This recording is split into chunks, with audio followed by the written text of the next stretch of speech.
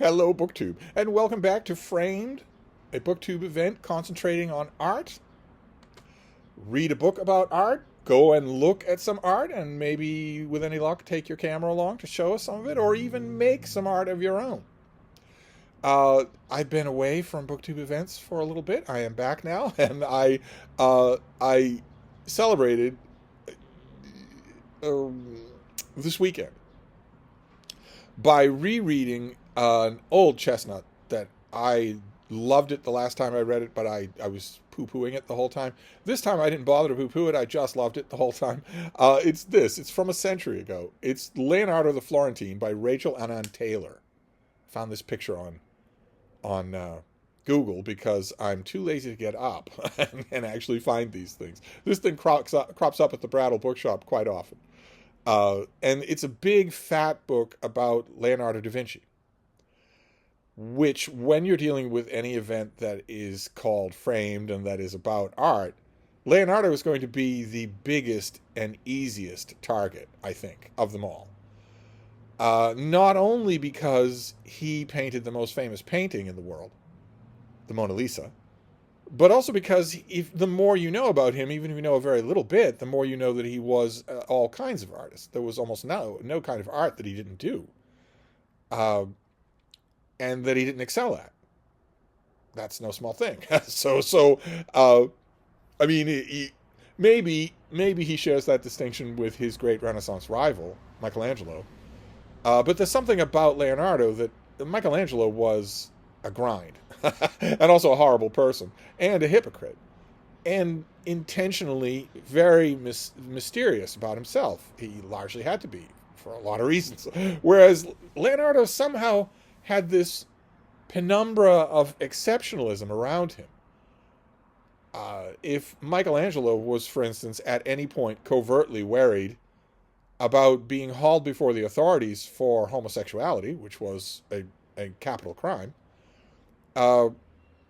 if he was ever nominally worried about that enough to maybe encode his language or downplay his nature, well, Leonardo was every bit as homosexual and did not ever tamp things down that we know of. Did not ever do that, and no one ever seemed to really. There wasn't the neuroses, the same kind of neuroses that Michelangelo had. Instead, he had a whole bunch of neuroses of his own. He's an utterly fascinating figure. The more you learn about him, one of the only megawatt single name geniuses in history, where the more you learn about them, the more fascinating they become. Even when you start to sketch in the grubby human details all around the edges, they still stay amazing. Leonardo, I don't know what accounts for it, but he is definitely one of those figures. And has been the lodestar of a huge amount of romantic twaddle over the centuries. A huge amount of it. And this book, by Rachel Anand Taylor, is a big 700-page distillation of that twaddle. It's twaddle on every page. It is twaddles all the way down. This is largely helped by the fact that she was a certified nickel-plated, card-carrying, due-paying loon, but a wonderful writer. And it's not like we're going to learn anything. This came out in the late 1920s. It's now the mid 2020s. It's not like we're going to learn anything about Leonardo da Vinci. We have letters. We have all sorts of primary documents. We have roughly contemporaneous and slightly later than contemporaneous lives, biographies, and whatnot. Of course, we have the incredible artwork. And we have very tantalizing hints of artwork that either didn't survive Leonardo's own perfectionism or didn't survive his day, so it was torn apart or broken apart or burned, or that survived for centuries and just barely didn't make it to us. There's a tantalizingly incomplete artistic record for him that adds to the allure, I think. There's also all sorts of things that he thought up. His notebooks, the illustrations in his notebooks are as astonishing now as they must have been baffling to his contemporaries, to people, his friends who saw them in his private possession. So he's natural to read about, and I love reading about him. In fact, I found this character so fascinating that I included him in a historical novel that I wrote. I wanted to see it started out as a bloodless artistic exercise. I wanted to see what it was like to write a 1,000-page novel. A true behemoth, where the thing is a country that you are mapping. It's so big.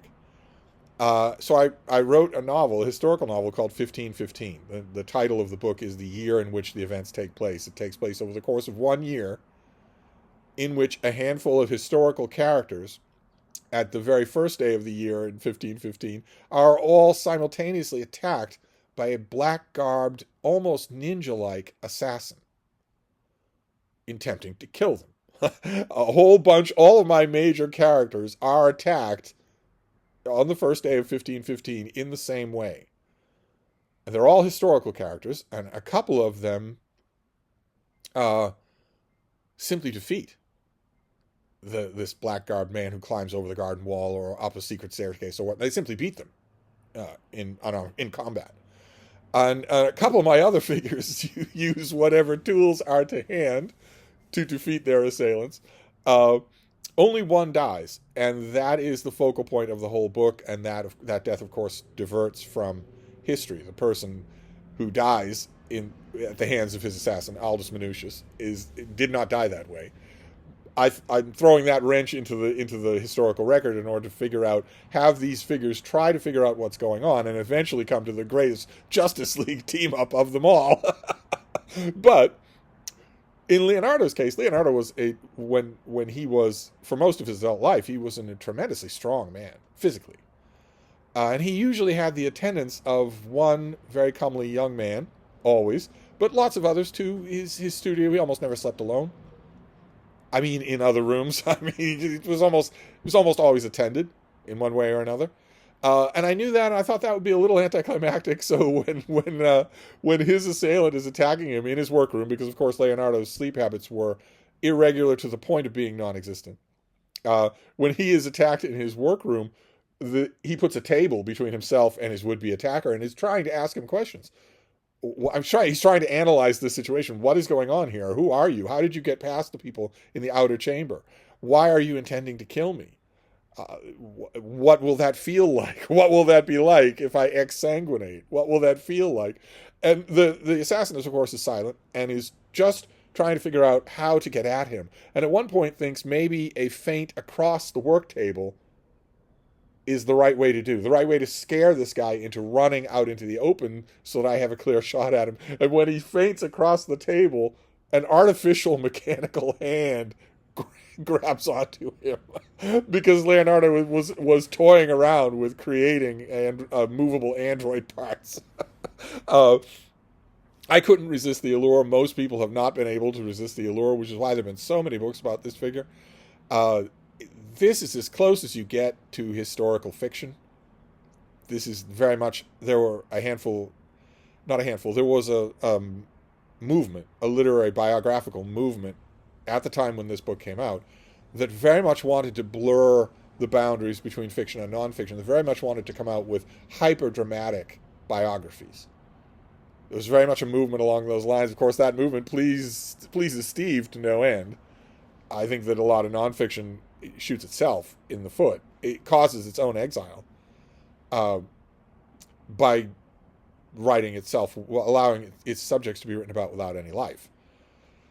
So, for instance, you get this, around the same time, you also get Francis Hackett's biography of Henry VIII that is extremely vivid.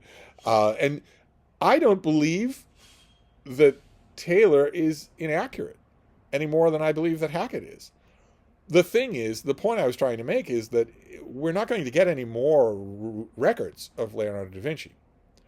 What we have is what we're going to have. So you have a lot of ground to play around with, and this book does that. This is full of pages and pages and pages of romantic reconstruction. It's just that this author is so good at it, so enjoyable at it, that I myself don't mind. In fact, the second time around reading this thing, I read it slowly. I didn't bolt my way through it, and I loved it. Just loved it. I would never recommend this as a starting place for reading a biographical treatment of Leonardo da Vinci. There are two or three really good books that I would recommend instead. I would recommend this only if you have fallen in love with the subject already. If you have, what a book. Oh my, what a book. Especially if you know the details from more straight-laced biographies, you will come to this afterwards, even though this preceded them, and you'll think, oh, so you're doing that. So you're seeing this in these little details that biographers are refusing to fill in. I am myself extremely forgiving of such stuff anyway, but here, when it's done like this, I'm enraptured. So, and that's good, because this book represents a bit of a failure for me. I was failing at Framed anyway. I'm not making nearly enough videos, considering how fascinating I find it as an event. I'm not making nearly enough videos, but in a way, this represents another layer of failure, because I told myself when the event started, well, you don't need to read about Leonardo da Vinci. Okay, you don't need to read about Leonardo da Vinci.